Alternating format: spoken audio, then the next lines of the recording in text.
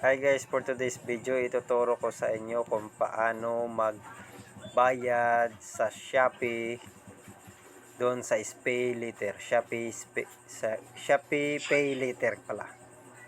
Open nyo yung Shopee nyo. Ayun, yung Shopee ko, ito.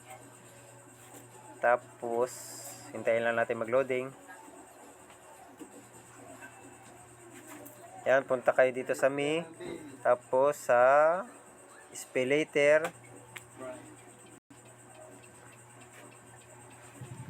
Hintayin lang natin mag-loading. Medyo mahina yung wifi natin. Tapos, yun o, may nakalagay dyan, due date 5 ng March 2026. Tapos, nakalagay pay early kasi nakabayad na ako ng February. Pero pag hindi pa kayo nakabayad ng February, may nakalagay dyan, pay now. Tapos, pay now. Sa akin, pay early. Pindutin nyo yan. Tapos, lagay nyo, i-pay now nyo. Yan, pay now. Tapos, confirm. Tapos, pay in full.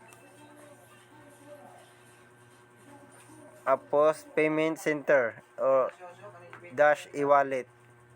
Click nyo.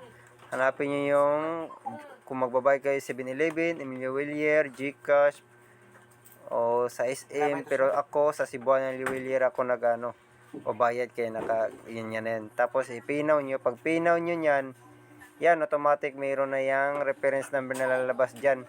Tapos, i-screenshot nyo. Tapos, ang nakalagay pala dyan sa form, may nakalagay dyan sa form sa Cebuana, yung receiver, Dragon Pay, ang ilagay nyo sa receiver. May makalagay naman dyan sa sa pag-screenshot nyo. Tapos, lagay nyo yung reference number. Tapos, sender. Tapos yung amount, dapat yung amount guys, kung may point, isulat nyo pa rin yung point. Thank you for watching.